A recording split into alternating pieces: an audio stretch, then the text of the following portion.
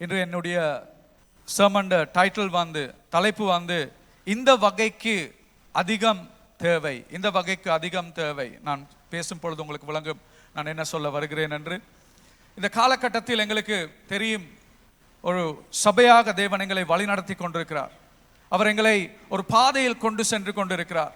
ஆனால் இந்த பாதையில் நாங்கள் தொடர்ந்து பயணம் செய்ய வேண்டும் என்றால் சில விஷயங்கள் எங்களோட சபையாக நாங்கள் மாற்றிக்கொள்ள வேண்டிய காரியங்கள் சில இருக்கிறது. போன கிழமை நான் உங்களுக்கு பேசினேன், எவ்வாறு நாங்கள் ஒன்றாக ஒரு சபையாக இந்த பயணத்தை போவதற்கு இருக்கிற முக்கியத்துவம், சபை தரிசனத்தோடு ஒன்று சேரும் முக்கியத்துவம், இந்த சபைக்குள் ஒவ்வொருத்தரும் எல்லாருமே ஒரே பயணத்துக்கு வர வேண்டும், ஒற்றுமையாக பயணம் செல்ல வேண்டும். வேறு வேறு பயணங்கள் சபைக்குள் இருக்க முடியாது, வேறு வேறு ஊழியங்கள் இதுக்குள்ள நடக்க முடியாது. இதுல ஒரு ஊழியம் தான் இருக்குது, ஒரு தலைமத்துவம் தான் இருக்குது, ஒரு தரிசனம் தான் இருக்குது, ஒரு பயணம் தான் எங்களுக்கு இருக்குது. அந்த பயணத்தில் நாங்கள் சென்று கொண்டிருக்கிறோம். அதே போல் இன்றைய நாளில் நான் உங்களுக்கு பேச போகிற காரியம் என்னவென்றால், இந்த பயணத்தை நாங்கள் முன்னோக்கி செல்ல வேண்டும் என்றால், அதாவது எங்களுக்கு ஆவிக்குரிய ஒரு மாற்றம், ஆவிக்குரிய ஒரு மாற்றத்தை கொண்டு வந்த ஒரு எழுப்புதலின் காலத்துக்கு நாங்கள் செல்ல வேண்டும் என்றால், அதான் எங்களுடைய ஜெபமாக இருக்கிற இந்த காலகட்டத்தில் ஒரு எழுப்புதலின் காலத்துக்கு நாங்கள் செல்ல வேண்டும்.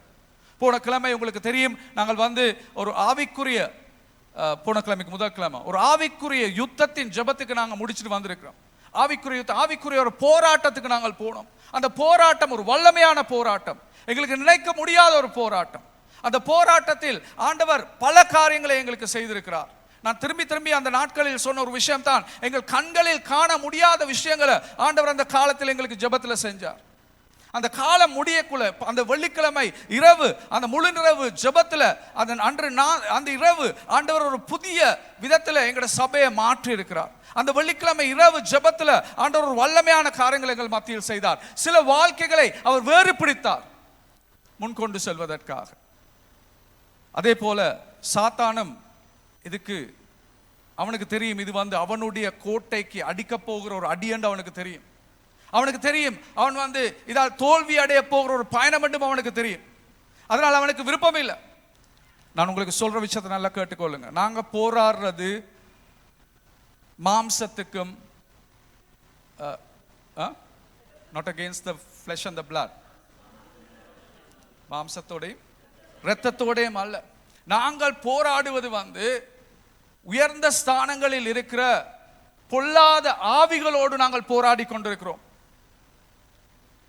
அவைகளோடு நாங்கள் போராடுறது அது எங்கட பலனால செய்ய முடியாது. எங்கட பலனால இதை எங்களுக்கு செய்ய, எங்கட வல்லமையால இதை எங்களுக்கு செய்ய முடியாது. எங்களுக்கு போற சாதாரண பயணத்தை போலாம், ஒரு பிரச்சனையும் இல்லாம. ஆனா எங்களுக்கு சாதாரண பயணம் போன காலம் முடிஞ்சுது.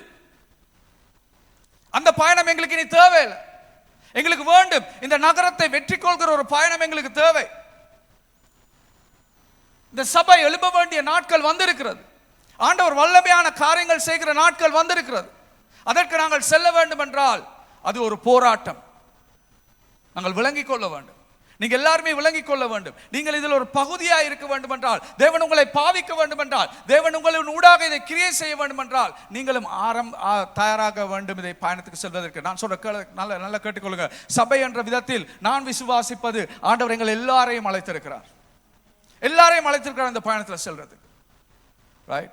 ஸோ இந்த காலை நேரத்தில் நாங்கள் பார்க்க போகிறோம் மார்க் 9ஆம் அதிகாரம் 28-29. மார்க் 9:28-29 நாங்கள் வாசிப்போம். யாராவது? வீட்டில் அவர் பிரவேசித்த பொழுது அவருடைய சீஷர்கள் அதை துரத்திவிட எங்களால் ஏன் கூடாமற் போயிற்று என்று அவரிடத்தில் தனித்து கேட்டார்கள். அதற்கு அவர், இவ்வகை பிசாசு ஜெபத்தினாலும் உபவாசத்தினாலுமே அன்றி மற்றெவ்விதத்தினாலும் புறப்பட்டு போகாது என்றார். நல்லா கேட்டுக்கொள்ளுங்க. உங்களுக்கு இந்த கதை நினைவிருக்கும். இந்த கதை இயேசுவும் அவருடைய 3 சீசர்கள் பேதுரு, யோஹான், யாக்கோபு மலை மேல போய் அவர்கள் மறுரூபம் ஆகின சந்தர்ப்பம், இயேசு மறுரூபம் ஆகின சந்தர்ப்பம், மோசே, எலைஜா வந்த சந்தர்ப்பம் அவர்கள் கண்டுவிட்டு அவர்கள் மலையில் இறங்கி வருகிற பொழுது கீழே இருந்த 9 சீசர்களும் மத்தியில் ஒரு பெரிய சத்தம் நடந்து கொண்டிருக்குது, ஒரு பெரிய ஒரு வாக்குவாதம் நடந்து கொண்டிருக்குது. அந்த வாக்குவாதத்தை என்ன நடக்குதுன்னு இயேசு கிட்ட வரைக்குள்ள ஒரு அப்பா ஓடி சொல்லுறார், என்னுடைய மகன் அவனுக்கு ஒரு பிசாசு இருக்கு, பிசாசின் ஆவி அவனுக்குள் வருகிறது. அவனுக்கு காது கேட்காது, பேச முடியாது. அந்த ஆவி வருகிற பொழுது அந்த ஆவி அவனை கொண்டு நெருப்புக்குள்ளேயாவது தண்ணிக்குள்ளேயாவது தள்ளி விடுகிறது. அவனை அழிக்க பார்த்து கொண்டிருக்குது. அவனை எடுத்துட்டு வந்து நான் உங்களுடைய சீசர்களிடம் சொன்னேன் இந்த பிசாசை விரட்டும்படி. ஆனால் அவர்களுக்கு இந்த பிசாசை விரட்டி கொள்ள முடியல. அப்ப இயேசு அந்த நேரத்தில் என்ன சொல்றார்? உங்களுடைய விசுவாசம் எங்க இருக்குது? விசுவாசம் இல்லாத ஜனங்களே என்று சொல்லிட்டு அவர் கேட்கிறாரு, இவருக்கு எவ்வளவு காலம் இந்த பிரச்சனை இருக்குன்னு கேட்கிறாரு. அவர் சொல்றாரு, பிறந்த நாள் இருந்து இந்த பிரச்சனை இருக்குன்னு சொல்றாரு. உடனே இயேசு ஒரே வார்த்தையில் அந்த சாத்தாண்ட வேலை கிரியையை எல்லாவற்றும் அந்த பிசாசின் ஆவியை அந்த மகன்ல இருந்து விரட்டி போடுறாரு. ரைட், விரட்டி போடுறாரு.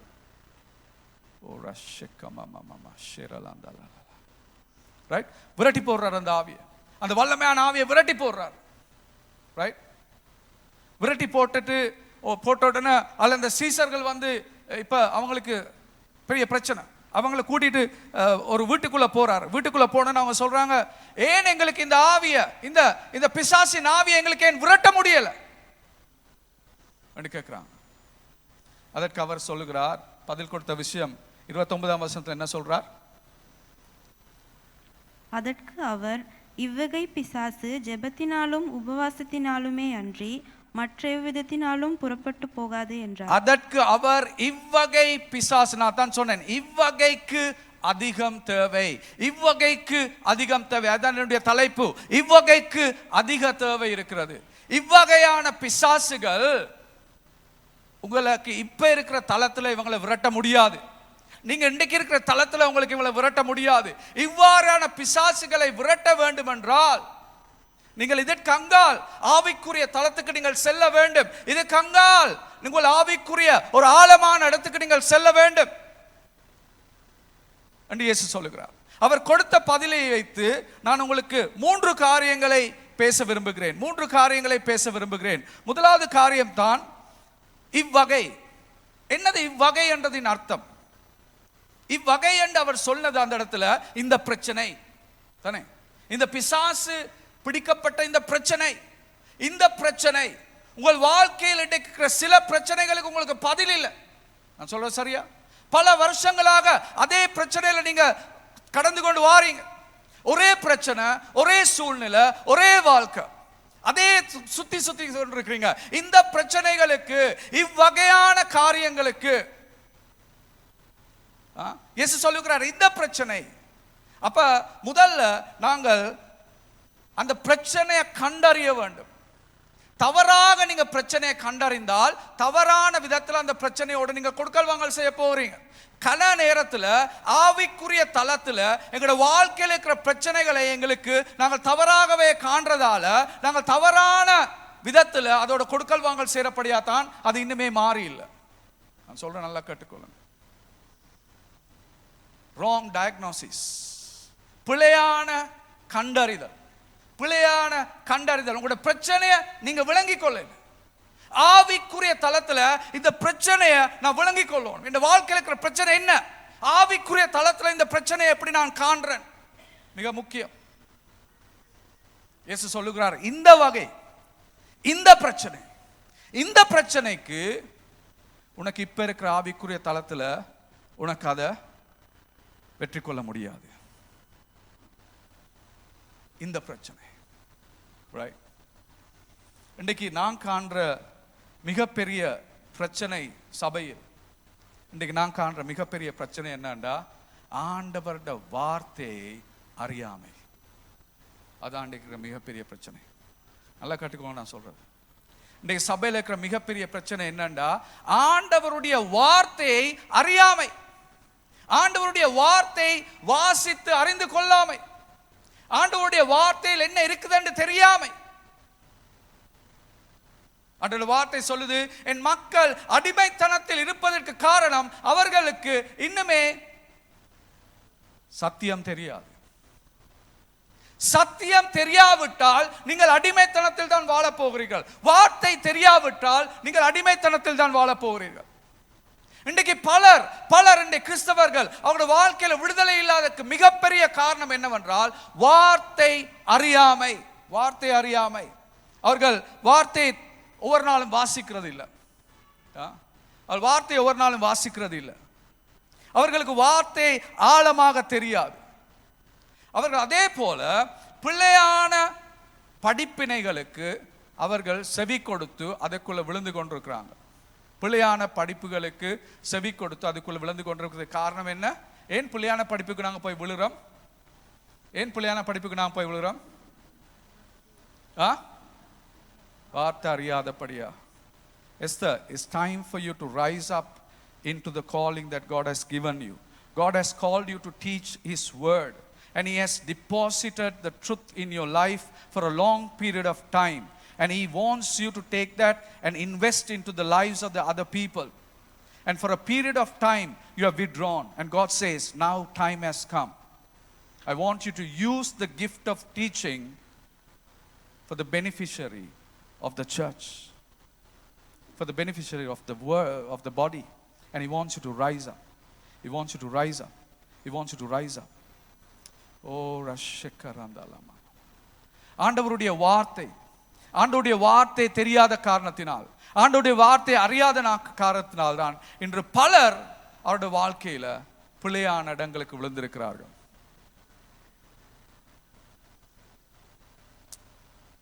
இதை நாங்கள் அறிந்து கொள்ளாவிட்டால் எங்களுக்கு முன்னால் செல்ல முடியாது. ஆண்டவருடைய வார்த்தை சொல்லுது, எபிரேயர் 4:12 எபிரேயர் 4:12 ஆண்ட வார்த்தை எப்படி சொல்லுது பாருங்க, என்ன சொல்லுதுன்னு. தேவனுடைய வார்த்தையானது ஜீவனும் வல்லமையும் உள்ளதாயும் இருபுறமும் கருக்குள்ள எந்த பட்டயத்திலும் கருக்கானதாயும் ஆத்துமாவையும் ஆவியையும் கணுக்களையும் ஊனையும் பிரிக்கத்தக்கதாக உருவ குத்துகிற தாயும் இருதயத்தின் நினைவுகளையும் யோசனைகளையும் வகையறுக்கிறதாயும் இருக்கிறது. கொஞ்சம் கேட்டுக்கொள்ளுங்க, நல்ல வடிவாதம் என்ன சொல்லுதாண்டு. தேவனுடைய வார்த்தையானது அது வந்து alive and active. அது வந்து என்னது?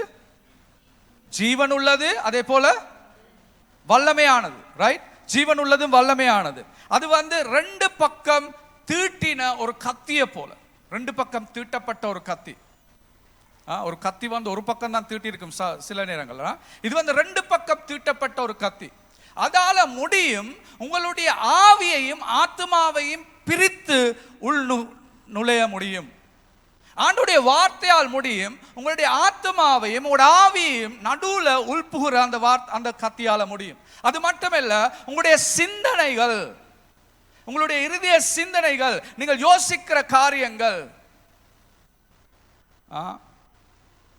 அந்த காரியங்களை அது வந்து அந்த வார்த்தையால் முடியும் ஜட்ஜ் பண்றதுக்கு. அதை என்ன செய்ய முடியும்? வார்த்தையால நியாயம் தீர்க்க வார்த்தைக்கு முடியும் உங்களுக்கு காண்பிக்கிறது நீங்க என்ன செய்றீங்கன்னு. உங்களுக்கு இன்றைக்கு உங்களோட சிந்தனைகள் மாறாததுக்கு காரணம் என்னவென்றால், இந்த வார்த்தை நாங்கள் தியானம் செய்து அதை எங்களுடைய இருதயத்துக்கு செல்வதற்கு நாங்கள் இடம் கொடுக்காதபடியாதான் இன்னுமே பழைய சிந்தனைகள்ல பழையவித சிந்தனைகள்ல நாங்கள் வாழ்ந்து கொண்டிருக்கிறோம். ஆண்டவருடைய வார்த்தை தெரியாததுதான் இதற்கு முக்கியமான காரியம். ஆண்டவர் வார்த்தையில் நாங்கள் நிலைத்திருப்பதற்காதான் இது முக்கிய காரணம். ஆண்டவருடைய வார்த்தையை நாங்கள் தியானிக்காதபடியால் தான் இன்று இருக்கிற மிகப்பெரிய பிரச்சனை இதுதான். நல்லா விளங்கிக் கொள்ளுங்க. உங்களுக்கு இன்றைக்கும் எனக்கு இருக்கிற பிரச்சனை, உங்களோட வாழ்க்கையில என்ன பிரச்சனை இருந்தாலும், எப்படிப்பட்ட பிரச்சனை இருந்தாலும், அந்த எல்லா பிரச்சனைக்கும் விட மிகப்பெரிய பிரச்சனை சபையில உங்களோட வாழ்க்கையில இருக்கிற மிகப்பெரிய பிரச்சனை உங்களுக்கு ஆண்டவருடைய வார்த்தை உங்களுக்கு தெரியாது. அப்படி இல்லாவிட்டா அந்த தெரிஞ்ச வார்த்தை இங்க தான் இருக்குது. வாயால சொல்வீங்க 50 வார்த்தையும் நீங்க மனப்பாடமா சொல்வீங்க, ஆனா அது இங்க போய் இல்லை.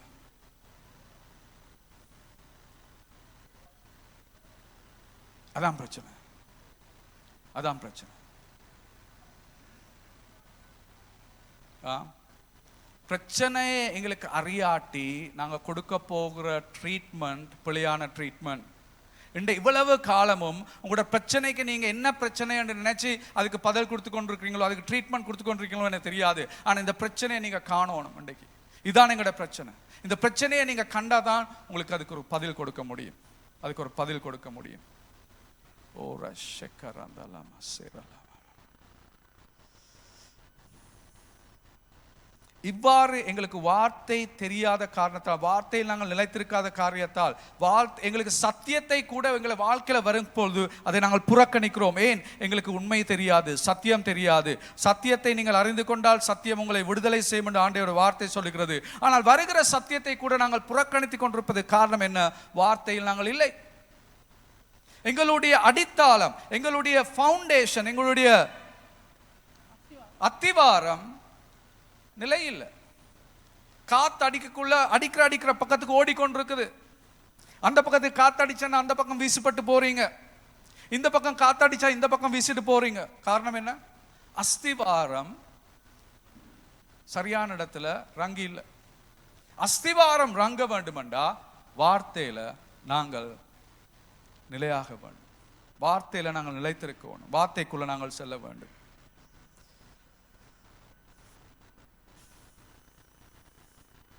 இதுதான் எங்களுடைய பிரச்சனை. அது பிறகு அந்த வார்த்தையில ஆண்டவர் சொல்லுகிறார், இவ்வகையானதை, என்னது 29ஆம் வசனம், இவ்வகை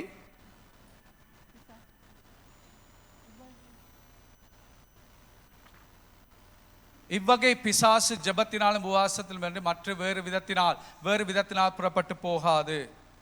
வேறு விதத்தினால் என்றா அது ஒரு மெத்தட், இல்லாட்டி ஒரு முறையை பற்றி அதில் பேசப்படுகிறது. ரைட்? ஒரு முறை.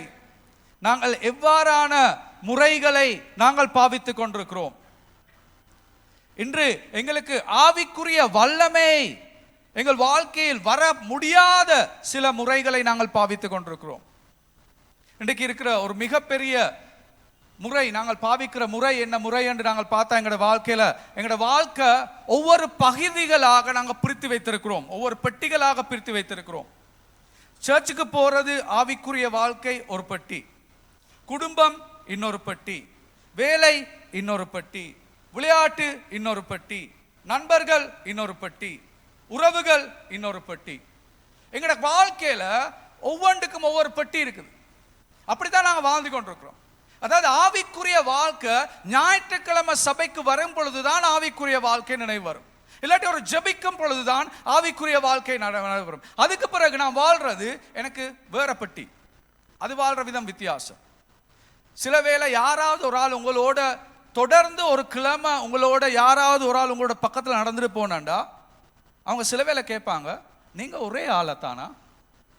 நீங்க ஒரே ஆளா இல்லாட்டி நீங்க ரெண்டு பேரா? ஏன்னா நீங்க சர்ச்சுக்கு போயக்குள்ள சரியான வித்தியாசம், ஆனா வேலைக்கு போயக்குள்ள நீங்க சரியான வித்தியாசம், ஆக்களோட கொடுக்கல் வாங்கல் செய்யக்குள்ள அதை விட வித்தியாசம். நீங்க ஒரே ஆளா இல்லாட்டி உங்களுக்குள்ள எத்தனையோ பேர் இருக்கிறாங்களா என்று கேட்பாங்க. அது காரணம் என்ன? எங்களோட வாழ்க்கையை நாங்கள் வேறு பிரித்து வைத்திருக்கிறோம் ஒவ்வொரு பட்டிகளா.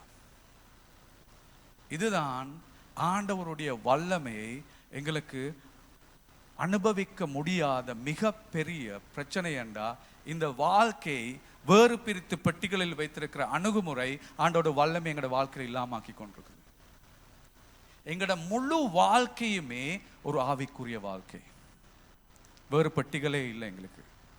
எங்களோட முழு வாழ்க்கையுமே ஆவிக்குரிய வாழ்க்கை. நீங்க சாப்பிட்றதும் ஒரு ஆவிக்குரிய வேலை தான், நீங்க தூங்குறதும் ஒரு ஆவிக்குரிய வேலை தான், நீங்கள் ஒரு ஆளோடு கதைக்கிறது ஒரு ஆவிக்குரிய வேலை, நீங்கள் வேலை செய்வது ஒரு ஆவிக்குரிய வேலை, விளையாடுவது ஒரு ஆவிக்குரிய வேலை.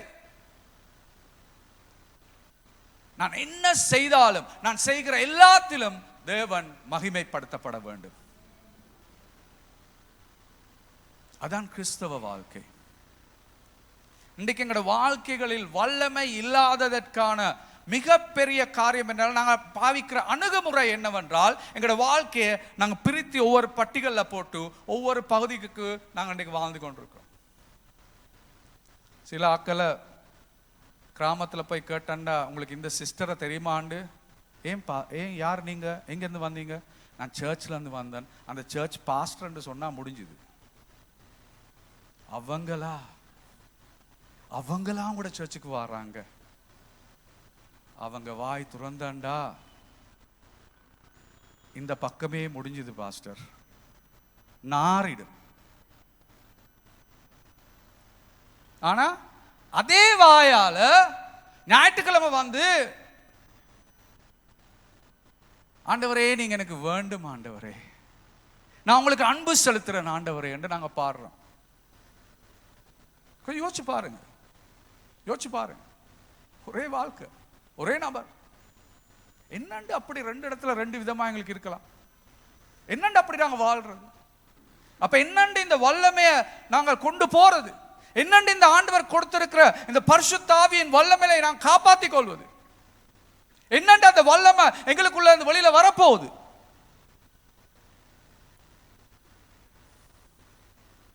Powerless lives, வல்லமை இல்லாத வாழ்க்கைக்கு மிக முக்கியமான காரணம் தான் compartmentalize life. அதாவது ஒவ்வொரு பகுதிகளாக பிரிக்கப்பட்ட வாழ்க்கை ஒரு வல்லமை இல்லாத வாழ்க்கை. என்றைக்கு நாங்கள் எல்லா பகுதிகளிலும் இயேசுவை கொண்டு வருகிறோமோ, எங்கட இயேசு நடுவில் இருக்கிறார், மற்ற எல்லாமே எங்களை சுத்தி இருக்குது. எல்லாத்துக்கும் நடுவில் இயேசு தான் இருக்கிறார். அவர் எல்லா இடத்துக்கும் போறார். அவர் எல்லாமே செய்ய போறார். நான் கதைக்கிற எல்லா இடத்திலும் அவர் இருக்கிறார். நான் செய்யற எல்லாத்திலும் அவர் இருக்கிறார். அந்த இடத்துக்கு நாங்கள் வரும் பொழுது வித்தியாசங்கள் மாற்றங்கள் வரப்போகுது எங்களோட வாழ்க்கையில். ரைட்? இவ்வகை முதலாவது பார்த்தோம், இவ்வகை அண்டா பிரச்சனை என்னன்னு பார்த்தோம். அடுத்தது வந்து மெத்தட், நாங்கள் பாவிக்கிற முறை, அந்த முறை எவ்வளவு இன்றைக்கு அந்த முறையை நாங்கள் மாற்றணும்ன்றது நாங்கள் பார்த்தோம். கடைசியாக நான் உங்களுக்கு சொல்ல போகிற விஷயம் என்னவென்றால், இது வந்து வாரது ஜபத்தினாலும். அதில் சொல்லப்பட்டிருக்கு 29ஆம் வசனம் போடுங்க பாருங்க.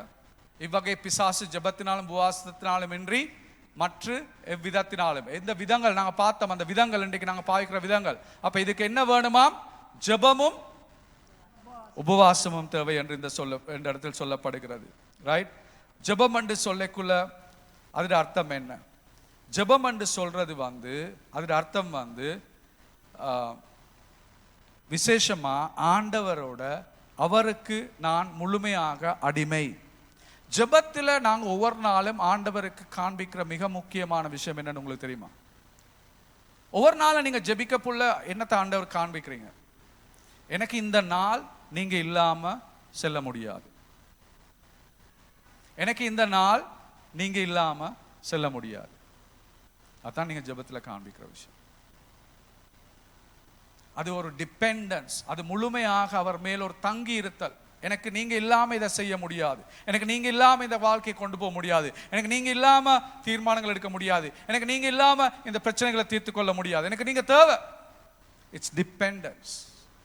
prayer is dependence. primarily prayer is dependence. முக்கியமா ஜெபத்தின் அர்த்தம் அதுதான். ஜெபம் என்றது சில வார்த்தைகள் எடுத்து சில காரியங்களை திரும்பி திரும்பி சொல்றது இல்ல, அது இல்ல ஜெபம். ஜெபம் என்றது ஆண்டவருக்கு முன்னால நீங்க வந்து சொல்றீங்க, என்னால முடியாத ஆண்டவர் இந்த வாழ்க்கை எனக்கு செய்யறதுக்கு, என்னால முடியாத இந்த வாழ்க்கையை எனக்கு கொண்டு போறதுக்கு எனக்கு நீங்க வேணும் ஆண்டவர். டிபெண்டன்ஸ். அவருக்கு மேல நான் தங்கி இருக்கிறேன், அவருக்கு மேல முழுமையாக நான் சொல்றேன், எனக்கு நீங்க தேவை இந்த நாளை போறதுக்கு. அத்தான் இதுல ஜெபம் என்று சொல்றதுக்கு அர்த்தம். அதாவது இந்த சில காரியங்கள் எங்களோட வாழ்க்கையில இல்லாம ஆக்கணும்டா ஆழமான தங்கியிருத்தலுக்கு நாங்கள் வர வேண்டும். இப்ப இருக்கிற தங்கியிருத்தல் பத்தாது, அதை விட ஆழமான தங்கியிருத்தலுக்கு ஆண்டவர் எங்களை அழைக்கிறார். சில பகுதிகள் உங்களோட வாழ்க்கையில இன்னுமே ஆண்டவர்கிட்ட நாங்கள் தங்கி இருக்காம இருக்கலாம். சில விஷயங்களை அவர்கிட்ட கொடுத்திருக்கலாம், சில விஷயங்கள் அவர்கிட்ட கொடுத்தில்ல. எங்களுக்கு கஷ்டமான ஒரு விஷயம் ஆண்டவருக்கு தங்கி இருக்கிறது, கஷ்டமான ஒரு விஷயம் எங்களோட பிள்ளைகள் ஆண்டவருக்கு கொடுக்கிறது எங்களுக்கு கஷ்டம். எங்களோட பிள்ளைகளை குறித்து எங்களுக்கு திட்டங்கள் இருக்குது. எங்களோட பிள்ளைகளை என்ன படிக்கணும், என்ன செய்யணும், அவங்களை எப்படி வளர்க்கணும், அவங்களுக்கு என்ன மாதிரியான எதிர்காலத்தை கொடுக்கணும், எல்லாமே எங்களுக்குள்ள அந்த சிந்தனை இருக்குது, எங்களுக்குள்ள அந்த திட்டங்கள் இருக்குது. அந்த திட்டங்கள் எங்களுக்குள்ள இருக்கிறபடினால ஆண்டவருக்கு முழுமையாக எங்களோட பிள்ளை எங்களுக்கு கொடுக்க எங்களுக்கு முடியாது. சிலர் ஆண்டவர் அந்த பிள்ளைகளுக்கு பேசி இருந்தாலும், அவர் சிலவர்கள் அழைத்திருந்தாலும், அழைப்பு இருந்தாலும் பெற்றோர்கள் சொல்லுவாங்க, சர்ச் பக்கம் எல்லாம் நீங்க போக தேவையில்லை, நீங்க வந்து இந்த வேலையை பார்த்துட்டு இருங்க, இதான் நான் உங்களுக்கு வச்சிருக்க மார்க்கம், ஆண்டோட மார்க்கம் எனக்கு தேவையில்லை, எந்த மார்க்கத்தில் நீங்க போங்க. கடைசியில் ஒரு நாளைக்கு அவங்களுக்கு தெரியும், அவங்களுக்கு பிள்ளையும் இல்லாம போற ஒரு நாள் வரும். ரைட்? ஏண்டா எங்கட திட்டத்தை அந்த பிள்ளைக்கு நாங்கள் புகுத்தக்குள்ள அது ஆண்டவட சித்தமா இல்லையான்னு எங்களுக்கு தெரியணும். அப்ப சில ஒரு பெரிய பிரச்சனை எங்களுக்கு இருக்கிற பெரிய ப்ராப்ளம் என்னண்டா, எங்களுக்கு முழுமையா எங்களுக்கு ஆண்டவட்ட தங்கி இருக்க முடியல. உங்களோட வாழ்க்கையில எதை இன்னுமே முழுமையா நீங்க ஆண்டவர்கிட்ட கொடுக்காத விஷயம் என்னது? அந்த இடத்துல நீங்க அதை கொடுக்கக்குள்ள அதிகமான ஒரு வல்லமை ஆண்டவர் வெளியே கொண்டு வர போகிறார். அந்த இடத்துல ஒரு ஒரு மாற்றத்தை ஆண்டவர் கொண்டு வர போகிறார். உங்களுக்கு இருக்கிற பிரச்சனை கூட சில வேளை நீங்க தங்கி இருக்காதபடியா தான் ஒரே பிரச்சனைக்கு திரும்பி திரும்பி நீங்க முகம் கொடுத்து கொண்டிருக்கலாம். ஆண்டவர் சொல்லுகிறார், நீ அதை என்னிடத்தில் கொடுத்து கையெடு. பசமானவங்க, ஆண்டவர் சொல்றார், உண்ட பிரச்சனை இதான் உண்ட பிரச்சனை. இந்த பிரச்சனையை எனக்கு நான் போற இடமெல்லாம் நான் எடுத்துட்டு போறேன். இது எனக்கு கைவிட இயலாத ஆண்டவரே, இதை கைவிட இயலாத ஆண்டவரே. ஆண்டவர், நான் எப்படியாவது இன்றைக்கு இதை தீர்த்து கொள்ளணும் ஆண்டவரே. இன்றைக்கு எப்படியாவது இதுக்கு ஒரு பதில் எனக்கு தேவை, எனக்கு எப்படியாவது ஒரு பதில் தேவைன்னு தூக்கிட்டு போறேன். அப்புறம் ஆண்டவர் சொல்றேன், என்கிட்ட கொண்டு வந்து கொடு, நான் கிட்ட போறேன். நான் என்ன செய்றேன், ஆண்டவரே எனக்கு இந்த பிரச்சனையை தீர்த்து தாங்க என்று சர்ச்சில் சர்வீஸில் அவர்கிட்ட கொடுக்குறேன். கொடுத்துட்டு சர்வீஸ் முடிஞ்சோன்னே ஆமேன்னு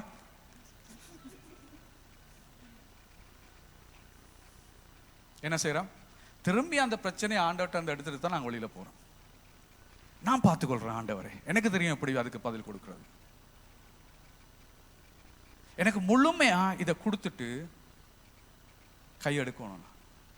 கையெடுத்து, ஆண்டவரே இனி என் கையில இல்லை, நீங்க தான் ஆண்டவரே இதுக்கு ஏதாவது செய்யணும். ஆண்டவரே போயிருங்க.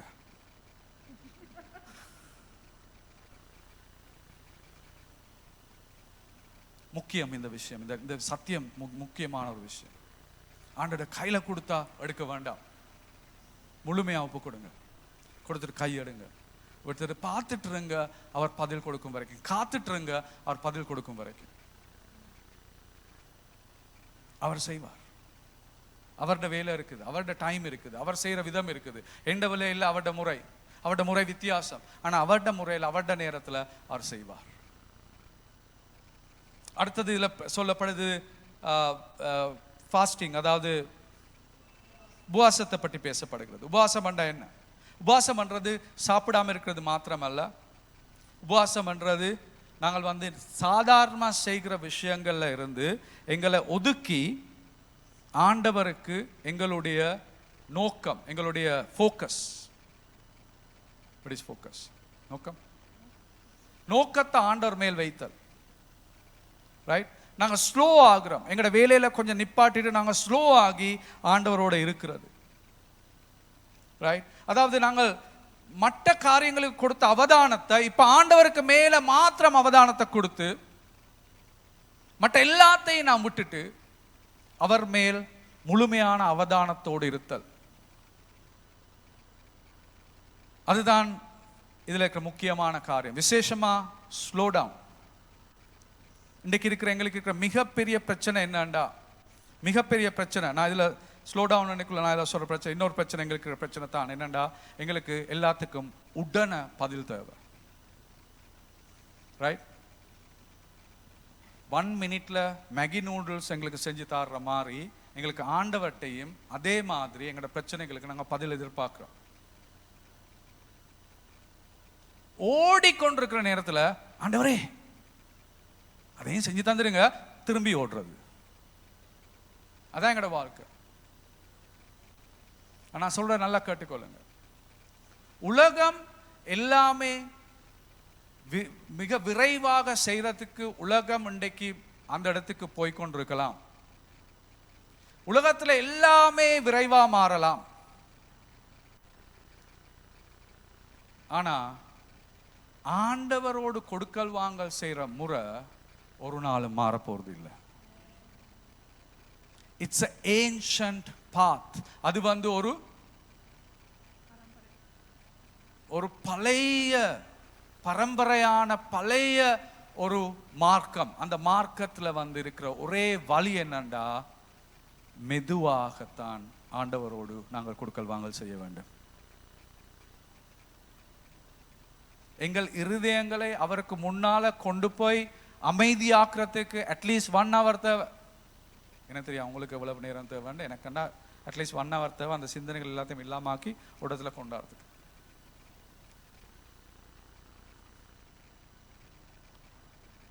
நாங்கள் மெதுவாக்க ஆண்டவரோடு கொடுக்கல் வாங்கல் செய்ய பழகணும். இந்த உலகத்தில் இருக்கிற விரைவு எங்களுடைய ஆவிக்குரிய வாழ்க்கைக்கு வரக்கூடாது.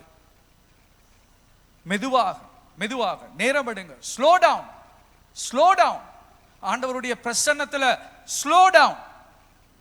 அதான் அந்த எங்களுடைய அந்த என்னது உபவாச ஜெப டைம்ல நாங்க இதுல ஒரு 3 மணித்தியால ஜெபம் கொண்டு வச்சோம். எத்தனை பேர் வந்தீங்களோ தெரியாது, ரைட்? அதுல செஞ்ச ஒரு விஷயம் என்னன்னா 1.5 மணித்தியாலம் நாங்க வந்து சைலண்டா தான் இருந்தோம். 1.5 மணித்தியாலம் இந்த இடத்துல, right? we were sitting somewhere, எங்கேயாவது இடத்துல இருந்து நாங்க இருந்து முழுக்க ஒருத்தருமே கதைக்கிற இல்லை, சைலண்ட். 1.5 மணித்தியாலம் மெல்ல இருந்து, ஆண்டவரே எனக்கு பேசுங்கப்பா, எனக்கு பேசுங்க, என்ற இருதயத்தோட குறுக்கல் வாங்கல் செய்யுங்க. அந்த 1.5 மணித்தியாலம் சைலண்டா இருந்தப்பறம் தான் அடுத்த 1.5 மணித்தியாலம் நாங்கள் ஆண்டவரோட எல்லாருமா ஒன்று சேர்ந்து குறுக்கல் வாங்கல் செய்தோம். அதில் ஒரு பெரிய வல்லமையை நாங்கள் கண்டோம். when you slow down you begin to see what God is doing. நீங்க டைம் எடுக்கக்குள்ள, நீங்க ஒரு இடத்துல இருக்கக்குள்ள, நீங்க மெதுவாக செயல்படக்குள்ள அவர் செயல்படுவது உங்களுக்கு காணக்கூடியதா இருக்குது. not that he is not working, he is working in your life. அவர் ஏற்கனவே உங்களுடைய வாழ்க்கையில கிரியை செய்து கொண்டிருக்கிறார். அவர் கிரியை செய்யாம இல்லை, ஆனா அவர் கிரியை செய்ததை எங்களுக்கு காண முடியாததுக்கு காரணம் என்னவென்றால் ஒரு விரைவான இருதயம். heart is too busy. எங்களுடைய இருதயம் என்னதான் அவசரமா இருக்குது. அவசரத்துல எங்களுடைய இருதயத்திலையும் ஒரு பிசினஸ், அதிக வேலை. அப்ப எங்களுக்கு அவர் செய்வதை காண முடியாது. But he's saying, slow down. Slow down. When you slow down, you will begin to see what he's doing. சில உங்களோட வாழ்க்கையில் இருக்கிற விஷயங்கள்ல உங்களுக்கு ஒரு வல்லமை தேவையாண்டா, அந்த விஷயத்திலிருந்து வெளியில வர்றாண்டா, இயேசு அத்தாண்டுக்கு சொல்றார். இவ்வகையான 29ஆம் வசனத்துக்கு போங்க. இவ்வகையான வாசிங்க தங்கச்சி 29. அதற்கு அவர், இவ்வகை பிசாசு ஜெபத்தினாலும் உபவாசத்தினாலுமே அன்றி மற்றெவ்விதத்தினாலும் புறப்பட்டு போகாது என்றார். There is no other way. மற்ற எந்த விதத்தினாலும் புறப்பட்டு போகாது. இவ்வகையான பிசாசுகள் ஜெபத்தினாலும் உபவாசத்தினாலும் மாத்திரம்தான். இவ்வகையான இந்த வகை உங்கள் வாழ்க்கையில் இருக்கிற பிரச்சனை, மிகப்பெரிய பிரச்சனை என்னவென்றால் வார்த்தை நாங்கள் கற்றுக்கொள்ள வேண்டும், வார்த்தையை நாங்கள் தெரிந்து கொள்ள வேண்டும், வார்த்தையில் நாங்கள் ஆழமாக செல்ல வேண்டும். இன்று நேற்று நான் ஒரு வீடியோ பார்த்தேன். ஆர்டி கெண்டல் அண்டு ஒரு பெரிய ஒரு தியோலஜன், அதாவது தேவ வார்த்தையை பல விதத்தில் கற்றுக்கொண்டு பல புத்தகங்கள் எழுதின is one of my real good heroes. நல்ல ஆண்டோட வார்த்தை நல்ல அழகா அவர் பேசுவார். புத்தகங்கள் இருக்குது, அவர்கிட்ட பரிசுத்த ஆவியாரை குறித்து பல புத்தகங்கள் எழுதியிருக்கிறார், ரைட்? அவர் நேற்று அவர் ஒரு ஆள் இன்டர்வியூ பண்ண, அவருக்கு இப்போ ஒரு வயசு போய் நான் நினைக்கிறேன் 80 50 எனக்கு தெரியாது, பட் இஸ் ஹோல்டு, வயசு போயிட்டு அவருக்கு. அவர்கிட்ட ஒரு கேள்வி கேட்குறாங்க. அவர்கிட்ட கேட்ட கேள்வி என்னண்டா, இப்போ உங்கள்கிட்ட நான் ஒரு கேள்வி கேட்குறேன், இப்போ உங்களோட ஆவிக்குரிய வாழ்க்கை, இப்போ இருக்கிற ஒரு நபருக்கு அவரோட ஆவிக்குரிய வாழ்க்கையை கட்டி எழுப்ப வேணுமெண்டா நீங்கள் அவருக்கு கொடுக்குற அட்வைஸ் என்ன என்று கேட்குறாங்க. இப்போ இருக்கிற ஆளுக்கு ஆவிக்குரிய வாழ்க்கை அவருக்கு கொடுக்குற அட்வைஸ் என்ன? அவர் சொன்னார், செமினரி போய் பைபிள் ஸ்கூல்ஸுக்கு ஒன்றும் போகணும், செமினரிக்கு ஒன்றும் போகணும். இது அவரே சொல்கிறார், right? Because is a theologian. அவரே ஒரு செமினரியில் கற்றுக் கொடுக்குற ஒரு தியோலஜன். அவர் சொல்கிறார், பைபிள் ஸ்கூலெல்லாம் போக தேவையில்லை, நீங்கள் செய்ய வேண்டிய ஒரே விஷயம் இதுதான், ஆண்டவருடைய வார்த்தையை ஒவ்வொரு நாளும் அதிகமாக வாசித்து ஆண்டவருடைய பிரசன்னத்தில் ஜெபத்தில் இருங்க. அவ்வளோதான். அவருடைய வார்த்தையில் அவரை நீங்கள் அவருடைய ஞானம் கிடைக்க போகுது. உங்களோட ஜெபத்தில் அவருடைய உறவு வளரப்போகுது. அவருடைய ஞானம், அவர் யாரு? அவருடைய உறவு வளருது.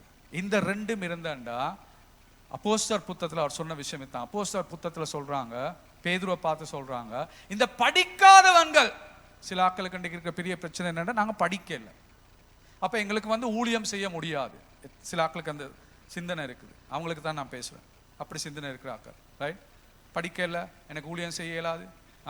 அப்போஸ்தலர் புத்தகம் சொல்லுது, இந்த படிக்காதவங்க இப்படிப்பட்ட வல்லமையில் அவங்க ஊழியம் செய்வதற்கு காரணம் என்னண்டா, அவங்க இயேசுவோட இருந்தாங்க. They unschooled but they were with Jesus.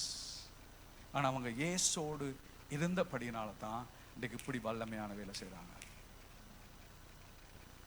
நான் சொல்றது கேளுங்க, உங்களுக்கு படிப்பு தேவையில்லை, உங்களுக்கு தேவை ஆண்டோட வார்த்தை, அவருடைய பிரசன்னம். ஜெபம், வார்த்தை, இந்த ரெண்டுக்குள்ளே நாங்கள் ஆழமா போய்க்குள்ள ஆண்டவரால முடியும் எல்லாரையும், யாரா இருந்தாலும் உங்களை வல்லமையாக எடுத்து ஒரு பல்லமையான விதத்தில் பாவிக்கிறது ஆண்டவரால் முடியும்.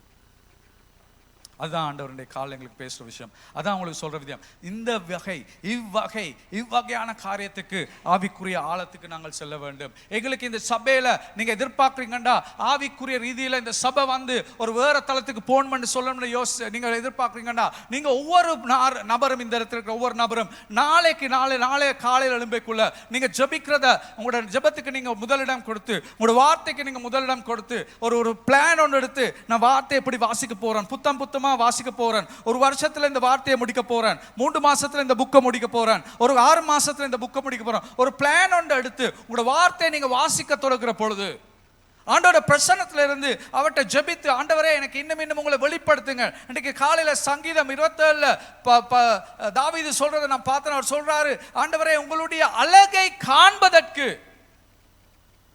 என் கண்களை துறவும் ஆண்டவரே, உங்கள் அழகை நான் காண வேண்டும். அப்படிப்பட்ட ஒரு வாஞ்சையோட அவருடைய பிரசன்னத்துல நீங்க இருந்தீங்கண்டா ஒவ்வொரு நாளும் உங்களோட வாழ்க்கையில் ஒரு பெரிய மாற்றம் வந்துடும். உங்களுக்கு மட்டும் இல்லை அந்த மாற்றம் மற்றவர்களுக்கு ஒரு ஆசீர்வாதமாக மாறப்போகிறது. மற்றவர்களுக்கு ஒரு ஆசீர்வாதமாக மாறப்போகுது. ஓ ரஷக்கரந்தலா இந்த காலை நேரத்தில் ஒரு தீர்மானப்படுங்க. அன்றைக்கு இந்த மாதிரியான ஒரு வல்லமை எங்களுக்கு தேவையாண்டா நாங்கள் ஆண்டவருக்குள்ள காத்திருக்க பழகணும், ஆண்டவருக்குள்ள கற்றுக்கொள்ள பழகணும், ஆண்டோட வார்த்தையில பழகணும்.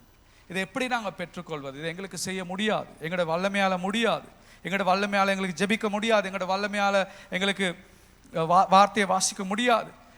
அந்த பாருங்க, இந்த சீசர்கள் அவங்களோட வல்லமையால இந்த பிசாசு அவங்களுக்கு துரத்த முடியல. அப்பா பாருங்க, அவருக்கு அந்த தண்டை பிள்ளை எப்படியாவது சுகப்படணும்னு அவருக்குள்ள ஒரு பெரிய தேவை இருந்தது.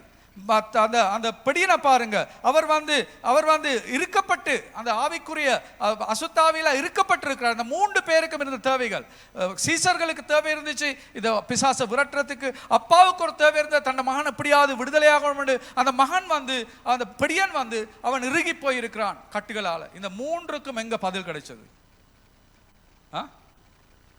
இயேசுவிடம். அவர்கள் 3 பேரும் போனது இயேசுட்ட. சீசர்கள் எங்களுக்கு செய்ய முடியாது ஆண்டவரே, நீங்க ஏதாவது செய்யுங்க. அப்பா சொல்றாரு ஏதாவது செய்யுங்க. மகனையும் கூட்டிட்டு இயேசு தான் கடைசியில் சுகப்படுத்தினார். எங்களுக்கு இதை செய்ய முடியாது, எங்களுக்கு ஜெபத்தில் இருக்க முடியாது, எங்களுக்கு ஆண்டோட வார்த்தையை வாசிக்கிறதுக்கு எங்களால் முடியாது. இயேசுகிட்ட போங்க, இயேசுகிட்ட போய் சொல்லுங்க. ஆண்டவரே, அந்த சீசர்கள் நினைவிருக்கா, போன கிழமை நாங்கள் பார்த்தோம் கெத்செமனே தோட்டத்தில் அவர் சொல்றாரு, என்னோட ஜபி, அவர் உங்களை கொண்டு போவார். மாம்சம் வீக்கா இருக்குது, ஆனா ஆவிக்குரிய வாழ்க்கை ஸ்ட்ராங்கா இருக்குது, எனக்கு ஜெபிக்கணும்னு ஆசை இருக்குது, ஆனால் அதை செஞ்சு கொள்ள முடியல. அவர் உங்களை செய்ய வைப்பார். அவர்கிட்ட போய் சொல்லுங்க, ஆண்டவரே என்னால் இதை முடியல, எனக்கு உதவி செய்யுங்கன்னு அவர்கிட்ட சொல்லுங்க. இயேசுவிடம் வாங்க, அவரிடம் சொல்லுங்க, ஆண்டவரே நீங்க எனக்கு உதவி செய்யுங்க. அவரால் முடியும் உங்களுக்கு உதவி செய்வதற்கு. சில பிரச்சனைகளை தீர்க்கிறதுக்கு இன்னும் அதிக முயற்சி செய்ய போக வேண்டாம். உங்களோட முயற்சி எவ்வளவு நீங்க அதிகரித்தாலும் அந்த முயற்சினால அந்த பிரச்சனை மாறப்போறது இல்லை. சில பிரச்சனைகள் மாத்துறதுக்கு உங்களோட முறைகளை நீங்க மாற்ற வேண்டாம். இன்றைக்கு நீங்க முறைகளை பார்த்த வேண்டாம். எங்களோட வாழ்க்கையில் இருக்கிற முறை நான் சொன்னோம், பகுதியாக எங்களோட வாழ்க்கையை பிரித்து வச்சிருக்கிறோம். வேற ஒரு முறைக்கு போனாலும் அது மாறப்போறது இல்லை. இந்த பிரச்சனையை மாத்துறதுக்கு தேவை இயேசு. அவரிடம் தான் நாங்கள் செல்ல வேண்டும். அவரிடம் தான் எங்களுக்கு ஒரே பதில் இருக்கிறது. பிரச்சனையை நாங்கள் கன நேரத்துக்கு பிழையாக கண்டறிகிறோம். உண்மையான பிரச்சனை எங்களுக்கு கண்டறிய முடியல. நாங்கள் பிழையான காரியங்கள் மீது எங்கள் விசுவாசத்தை வைத்திருக்கிறோம். ஆண்டவருடைய வல்லமை தான் எங்களுக்கு தேவை. இந்த பிரச்சனைகளை மாற்ற அந்த வல்லமையை பெற்றுக்கொள்ள நாங்கள் இயேசுவிடம் செல்ல வேண்டும். இந்த கால நேரத்தில் எழும்பி ஆண்டவருக்கு முன்னால நாங்கள் ஆண்டவர்கிட்ட கேட்போம், ஆண்டவரே எங்களுக்கு உதவி செய்யுங்க, சபையா உதவி செய்யுங்க.